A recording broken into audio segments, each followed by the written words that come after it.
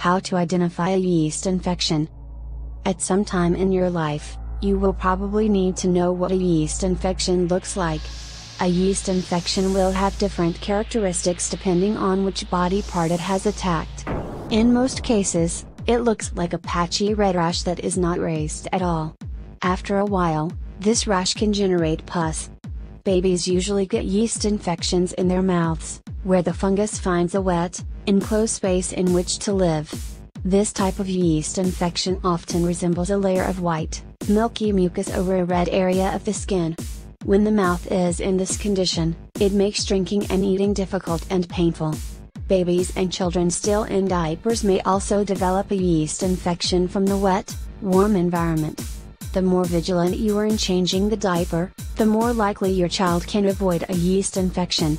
Dry clothing is key to keeping yeast infections at bay. The yeast infection on a baby's bottom will look similar to the red patches of rash mentioned earlier in the article. Yeast infections can also occur in the skin between fingers and toes. In this case, it will look red and dry and feel quite irritated. Sweaty socks can often contribute to this problem, so go for socks that provide a looser fit and allow your feet to have some circulation. When found in the ear, a yeast infection looks like a standard ear infection, causing the ear to look red or swollen. There may be a cottony discharge that comes from the affected ear. A vaginal yeast infection has to be the most well-known type of yeast infection. Up to 75% of many women suffer from this condition at least once in their lives. It is important to know what this kind of yeast infection looks like.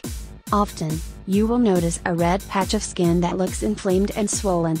The soft tissues surrounding the vagina may also become swollen and irritated.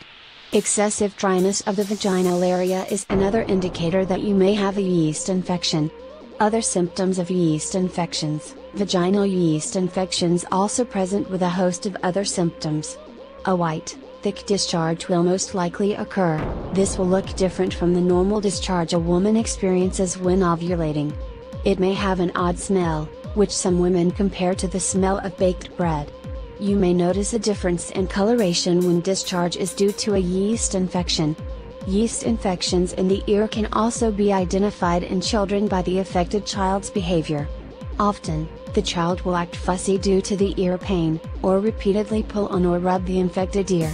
Children with ear infections usually have trouble sleeping. Once you're acquainted with what a yeast infection looks like, you can begin treating this condition much more quickly than before.